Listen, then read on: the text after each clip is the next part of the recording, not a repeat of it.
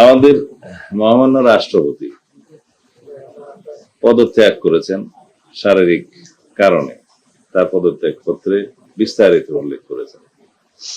সেটার বিধান আছে সংবিধানে, তিনি পদত্যাগ করতে চাইলে করতে পারেন এবং সেটা মাননীয় স্পিকারের কাছে করার বিধান সাংবিধানিকভাবে সেখানে করেছেন, তিনি অ্যাকসেপ্ট করেছেন এবং এখন রাষ্ট্রপতির দায়িত্ব আর অস্থায়ীভাবে মাননীয় স্পিকার গ্রহণ করেছেন।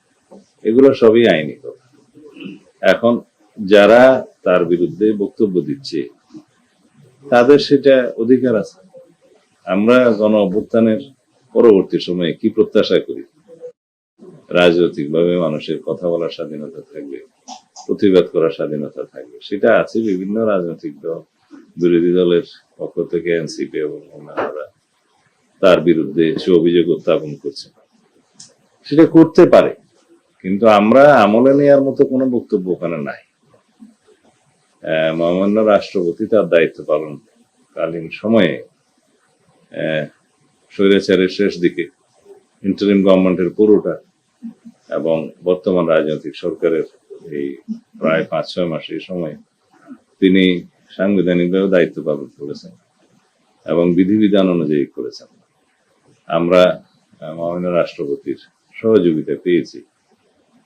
এখন সেই সময়টায় সংবিধান অনুসারে তিনি প্রিভিলেজড এবং ইমিউনিটি আছে, তার ফৌজদারি অপরাধ ইত্যাদির বিষয়ে কোনো আদালতে মামলা করা যায়।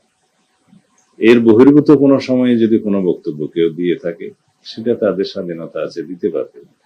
তবে আমরা আমলে নেওয়ার মতো কোনো বিষয় এখানে দেখিনি। এটা আমরা পত্রিকায় দেখেছি।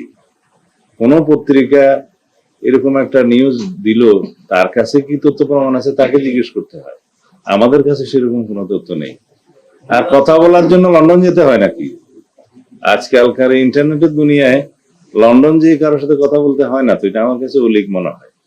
কথা বলতে চাইলে তো এখান থেকেও বলা যায়। সেই সময় দায়িত্ব পালনকালীন সময় তার বিরুদ্ধে কি কোনো অভিযোগ কেউ দিয়েছিল?